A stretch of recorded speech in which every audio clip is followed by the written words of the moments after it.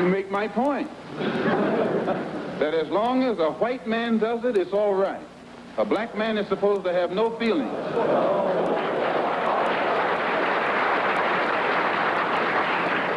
But when a black man strikes back, he's an extremist. He's supposed to sit passively and have no feelings, be nonviolent, and love his enemy. No matter what kind of attack, be it verbal or otherwise, he's supposed to take it. But if he stands up and in any way tries to defend himself, then he's an extremist.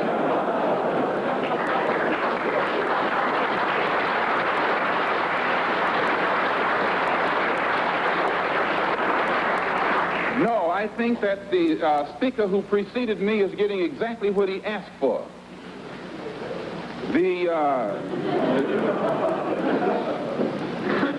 My reason for believing in extremism,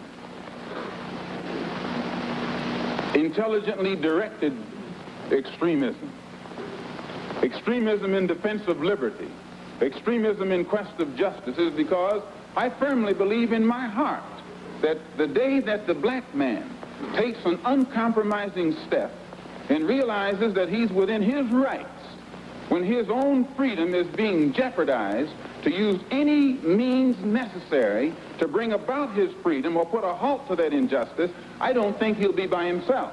I live in America where there are only 22 million blacks against probably 160 million whites. One of the reasons that I'm in no way reluctant or hesitant to do whatever is necessary to see that black people do something to protect themselves, I honestly believe that the day that they do, many whites will have more respect for them, and that there will be more whites on their side than are now on their side with these little wishy-washy love thy enemy approach that they've been using up to now. And if I'm wrong, then you are racialists.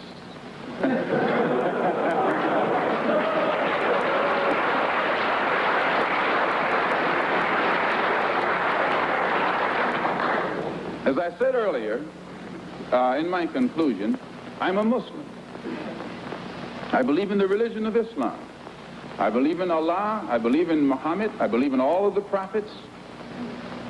I believe in fasting, prayer, charity, and that which is incumbent upon a Muslim to fulfill in order to be a Muslim.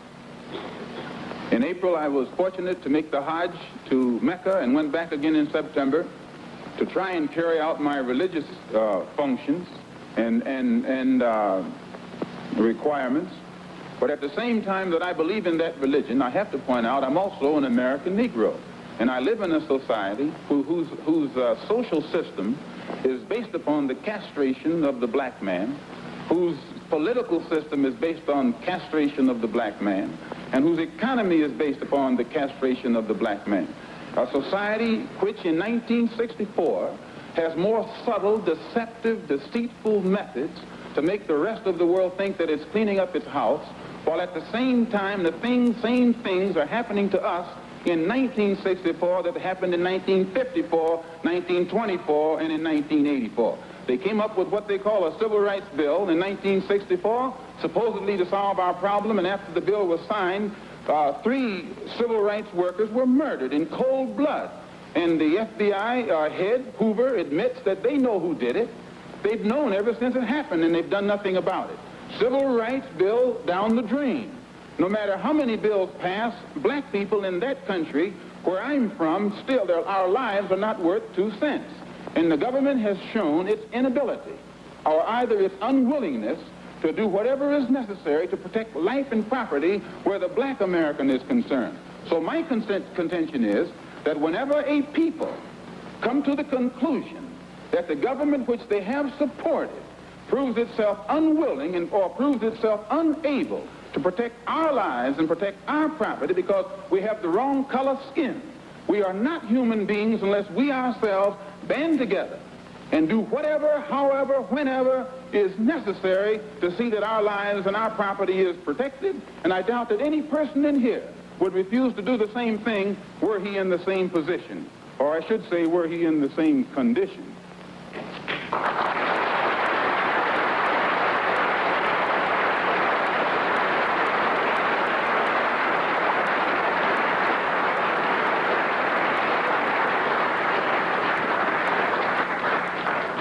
one step farther to see am I justified in this stand.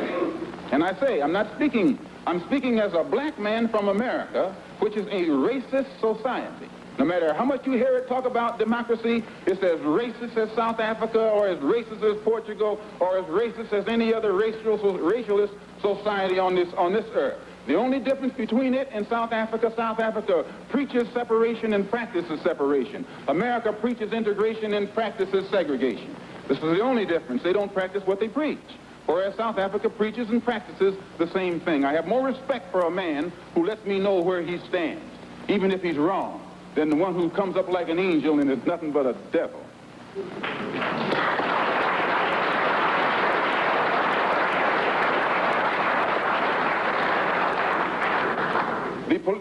The system of government that America has consists of committees. There are 16 senatorial committees that govern the country and 20 congressional committees. 10 of the 16 senatorial committees are in the hands of Southern racialist senators who are racialists. 13 of the 20, this was before the last election. I think it's even more so now. 10 of the 16 committees, senatorial committees, are in the hands of senators who are Southern racialists. 13 of the 20 congressional committees were in the hands of Southern congressmen who are racialists, which means out of the 36 committees that govern the foreign and domestic direction of that government, 23 are in the hands of Southern racialists, men who in no way believe in the equality of man, and men who do anything within their power to see that the black man never gets to the same seat or to the same level that they are on. The reason that these men from that area have that type of power is because America has a seniority system. And these who have that seniority have been there longer than anyone else because the black people in the areas where they live can't vote. And it is only because the black man is deprived of his vote that puts these men in positions of power that gives them such influence in the government beyond their actual intellectual or political ability, or even beyond the number of people from the areas that they represent.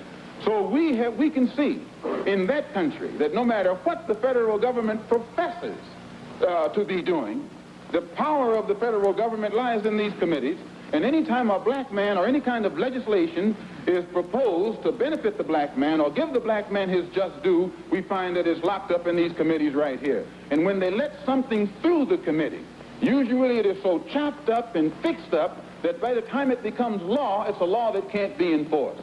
Well, another example is the Supreme Court desegregation decision that was handed down in 1954. This is a law.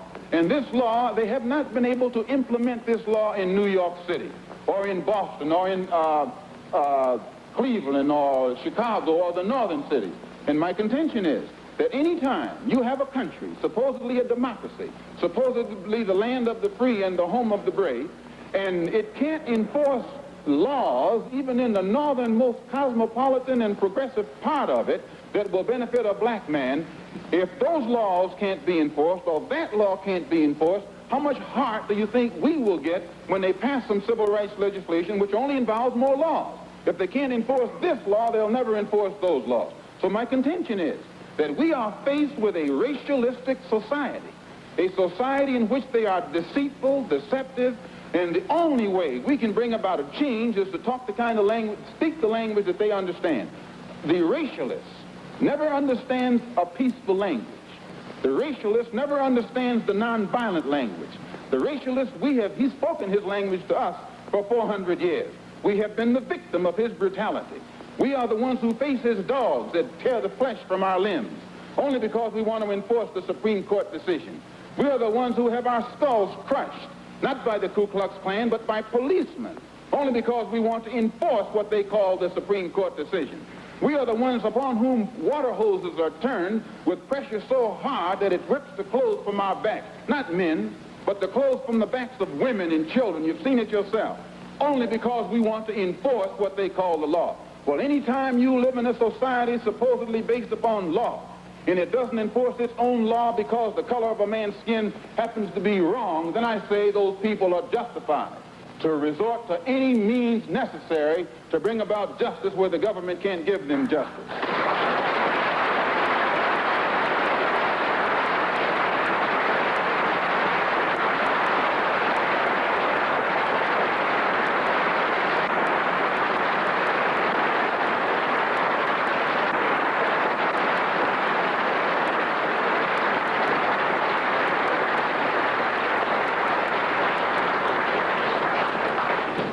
don't believe in any form of unjustified extremism. But I believe that when a man is exercising extremism, a human being is exercising extremism in defense of liberty for human beings, it's no vice. And when one is moderate in the pursuit of justice for human beings, I say he's a sinner. And I might add in my conclusion, in fact, America is one of the best examples when you read its history about extremism.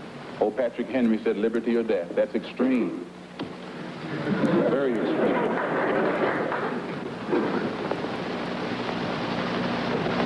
I read once, passingly, about a man named Shakespeare. I only read about him passingly, but I remember one thing he wrote that kind of moved me. He put it in the mouth of Hamlet, I think it was, who said, to be or not to be. He was in doubt about something. Whether it was nobler in the mind of man to suffer the slings and arrows of outrageous fortune, moderation, or to take up arms against the sea of troubles and by opposing, end them. And I go for that. If you take up arms, you'll end it. But if you sit around and wait for the one who's in power to make up his mind that he should end it, you'll be waiting a long time. And in my opinion, the young generation of whites, blacks, browns, whatever else there is, you're living at a time of extremism, a time of revolution, a time when there's got to be a change. People in power have misused it, and now there has to be a change, and a better world has to be built, and the only way it's going to be built is with extreme methods. And I, for one, will join in with anyone. Don't care what color you are, as long as you want to change this miserable condition that exists on this earth. Thank you.